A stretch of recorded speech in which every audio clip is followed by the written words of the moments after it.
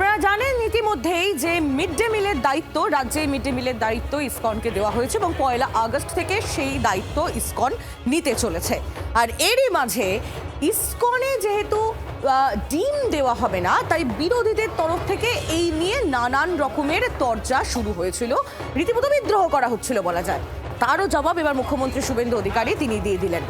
পড়ুয়াদের ডিম দেওয়া হবে সপ্তাহে 2 দিন, একথা ঘোষণা করে দিলেন মুখ্যমন্ত্রী শুভেন্দু অধিকারী। ডিম পাবে পড়ুয়ারা, রাজ্যের পড়ুয়াদের পাতে ডিম পড়তে চলেছে। সপ্তাহে 1 বা 2 দিন ডিম দেওয়া হবে। একেবারে ওড়িশার আদলেই সেদ্ধ ডিম দেওয়ার সিদ্ধান্ত নিয়েছে রাজ্য সরকার। আর শুধু তাই নয়, আরো একাধিক সিদ্ধান্ত নেওয়া হয়েছে। তো শোনাবো আপনাদের মিড ডে মিল নিয়ে কি বলেছেন মুখ্যমন্ত্রী। 1 আগস্টেই পাইলট প্রজেক্ট হিসেবে কলকাতার একটি বড় অংশে ইসকনের দ্বারা মিড ডে মিল বিতরণ হবে এবং ইসকন সাত্ত্বিক শুদ্ধ প্রোটিনযুক্ত খাবার পরিবেশন করবেন। Hotel Management with AI.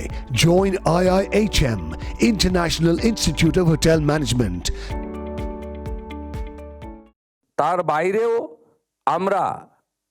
আমরা এসএইচজি গ্রুপের মাধ্যমে প্রোটিনযুক্ত ডিম আলাদা করে আমরা দেওয়ার ব্যবস্থা করছি, যাতে আমাদের এখানকার ছাত্রছাত্রী বা আগামী দিনের ভবিষ্যৎ তাদেরকে আমরা প্রোটিনযুক্ত সম্পূর্ণ আহার দিতে পারি। মুখ্যমন্ত্রীর বক্তব্য আমরা শুনছিলাম। কথা বলবো মৌমিতা চক্রবর্তী, আমাদের প্রতিনিধি একেবারে সরাসরি আমাদের সঙ্গে রয়েছেন। মৌমিতা, একদিকে ইসকনের তৈরি খাবার আর অন্যদিকে আলাদা করে ডিম দেওয়ার সিদ্ধান্ত নিল রাজ্য। বলাই বাহুল্য যে রাজ্যের মিড ডে মিলের মান এক ধাপে অনেকটা উন্নত হলো, তাই নয় কি? দেখো, মিড ডে মিলের মান উন্নত তো হলোই, এবং সাথে সাথে বিরোধী রাজনৈতিক দলগুলোর তরফ থেকে একাধিক প্রশ্ন যখন ছুড়ে এসছিল, তারও একটা কড়া জবাব দেওয়া গেল এবং একটা শেষ মুহূর্তে টুইস্ট বলা যেতে পারে। কারণ 1 তারিখ থেকে, সামনের মাসের 1 তারিখ থেকে পড়ুয়াদের পাতে ডিম পড়তে চলেছে। সপ্তাহে 1 অথবা 2 দিন ডিম পাবেন স্কুল পড়ুয়ারা, এবং সেই ঘোষণার কথা মুখ্যমন্ত্রী শুভেন্দু অধিকারী তিনি জানিয়ে দিয়েছেন। ওড়িশার আদলে সেলফ হেল্প গ্রুপের মাধ্যমে সপ্তাহে 1 অথবা 2 দিন এই ডিম দেওয়া হবে পড়ুয়াদের পাতে।